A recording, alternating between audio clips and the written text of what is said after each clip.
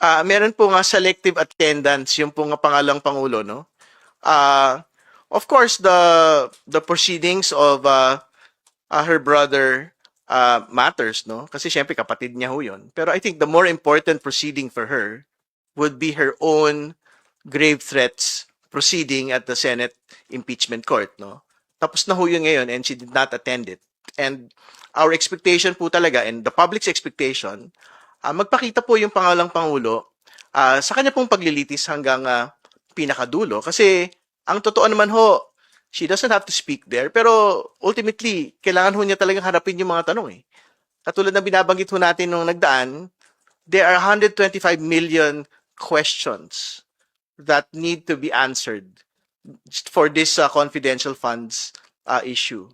She has to answer why did they use Mary Grace Piatos, surnames of senators and congressmen when acknowledgement receipts were signed.